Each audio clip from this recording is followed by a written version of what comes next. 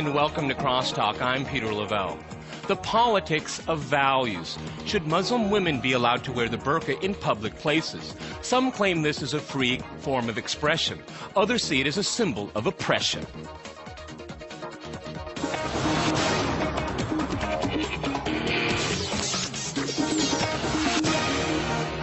To discuss this controversial issue, which is very high on the agenda in France, I'm joined by Anne-Elisabeth Moutet in Paris. She's an executive director of the Rousseau Institute.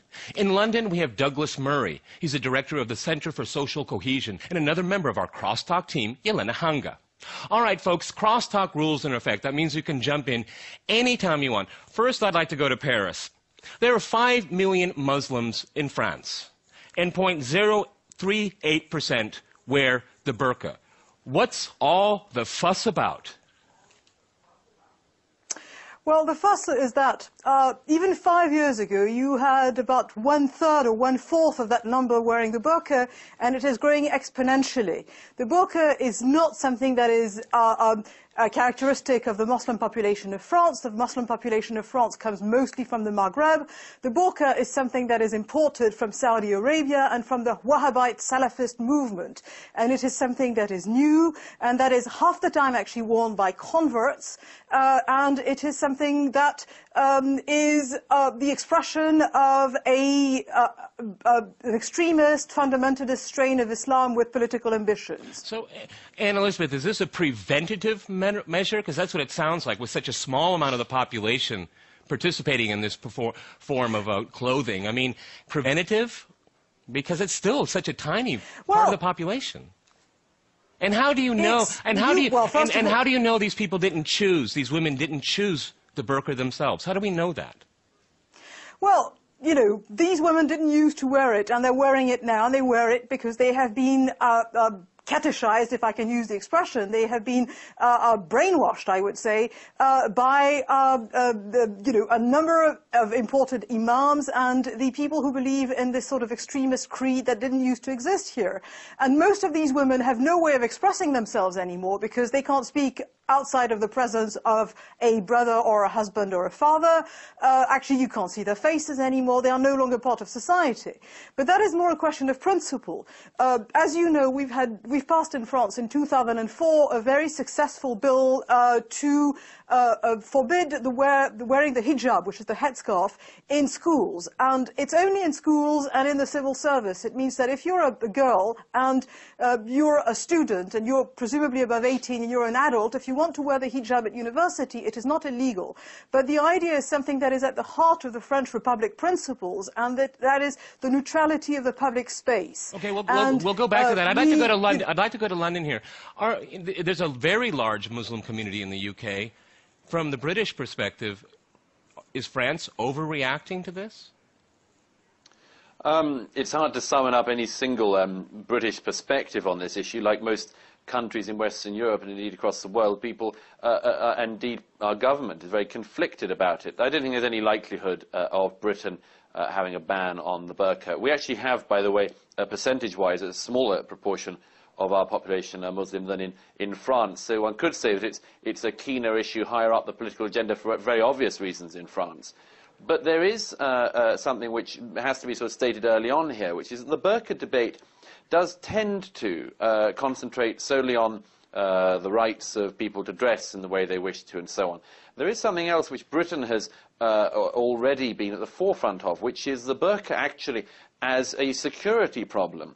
You may remember the 7th of July 2005 underground suicide bombs in London. 2 weeks later, there was an attempt on the 21st of July to do another 4 suicide bombings on London's tubes and buses. And one of the unsuccessful, as it were, suicide bombers fled the capital in a burqa. Now, I think it's worth just sort of throwing this in at the very outset, because this is actually more than just about the right of women to wear what they may or may not want to wear. It's also a debate about our most fundamental right, which is our right not to be blown up on a tube train.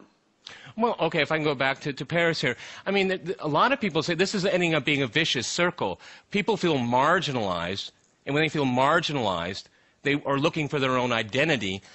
because of the social circumstances in France, we have more people moving to more traditional, if we want to call it that way, to defend their identity. I mean, isn't it a broader social issue as well? Because it's just about values, the way it's couched right now. I think you've got it completely wrong. Go right ahead. I think you've got it completely wrong. It's the whole idea that, oh, it's social misery that forces people into extremist stances. But we know that every instance of terrorists arrested were actually middle-class people with no many problems who went to very good universities in our countries.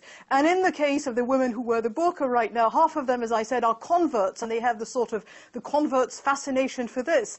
But the other thing is that the tiny minority of activists who wear the burqa are actually helping marginalize the large majority of peaceful Muslims who live in France and who do not need this kind of stigmatization.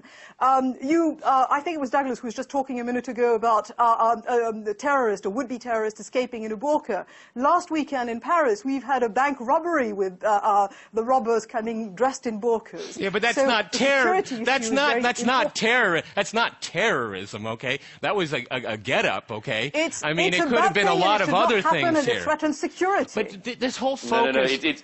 Go, Douglas. Go right ahead. Come on. It's not just about terrorism. It's about whether or not people are part of a society and whether or not they're allowed to hide themselves away from a society.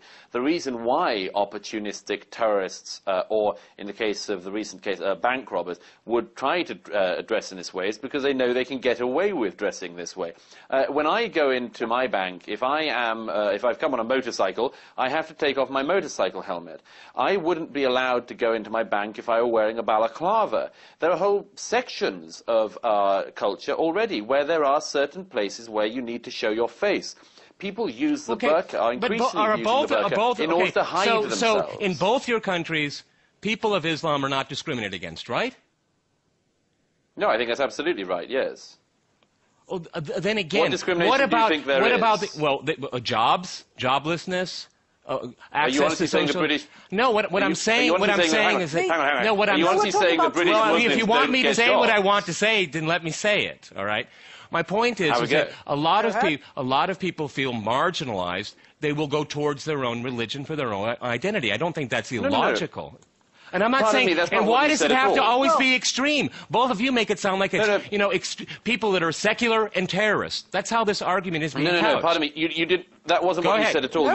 You made several different points. Go ahead, Douglas. What you said, first of all, was you asked whether or not Muslims are prejudiced against in my country.